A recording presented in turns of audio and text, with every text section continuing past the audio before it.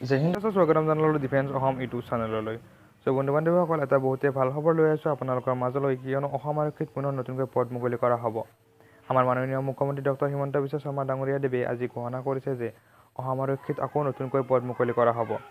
আৰু কামাণ্ডো বেটেলিয়নৰ ৰিজাল্ট কেতিয়া ঘোষণা কৰা হ'ব সেয়াও ক'লে মাননীয় মুখ্যমন্ত্ৰী ডক্টৰ হিমন্ত বিশ্ব শৰ্মা ডাঙৰীয়াদেৱে।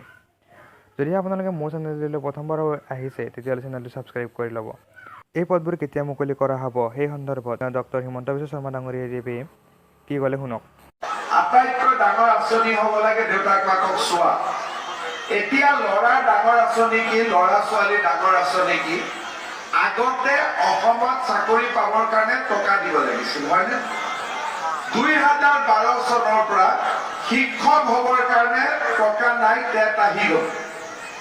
এইবাৰ পুলিচৰ চাকৰিত আপোনালোকে দেখিছে যে ৰিক্সা চালকৰ ল'ৰাই পাইছে, ঠেলা চালকৰ ল'ৰাই পাইছে, আনকি বজাৰত পকৰি বিক্ৰী কৰা দোকানীৰ ল'ৰাইও এইবাৰ, দোকানৰ ল'ৰাই এইবাৰ চাকৰি পাইছে নে নাই?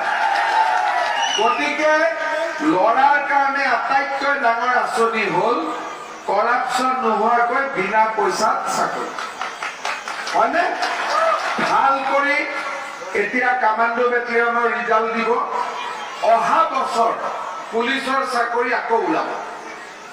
দৌৰা দৌৰি ফিজিকেল ফিটনেছ হ'ব, অহা বছৰ ওলাব। এই বছৰ আৰু একটা ৰিজাল্ট দিব আগষ্টত, তাৰপিছত আকৌ ফেব্ৰুৱাৰী মাহত এডভাৰটাইজ ওলাব, হ'ব? সকলো ল'ৰাৰ কাৰণে মেইন আঁচনিটো হ'ল টকা নিদিয়াকৈ চাকৰি। বান্ধৱীসকল, আপোনালোকে শুনিলে মাননীয় মুখ্যমন্ত্ৰী ডক্টৰ হিমন্ত বিশ্ব শৰ্মা ডাঙৰীয়াদেৱৰ ঘোষণা যে অসম আৰক্ষীত পুনৰ আকৌ নতুনকৈ পদ মুকলি কৰা হ'ব। এটা বহুতেই ভাল খবৰ। কামাণ্ডো বেটেলিয়ন ৰিজাল্টসমূহ আগষ্ট মাহত ঘোষণা কৰা হ'ব। তাৰপিছত আকৌ ফেব্ৰুৱাৰী মাহত অসম আৰক্ষীৰ এডভাৰটাইজমেণ্ট ওলাব বুলি মাননীয় মুখ্যমন্ত্ৰী ডক্টৰ হিমন্ত বিশ্ব শৰ্মা ডাঙৰীয়াদেৱে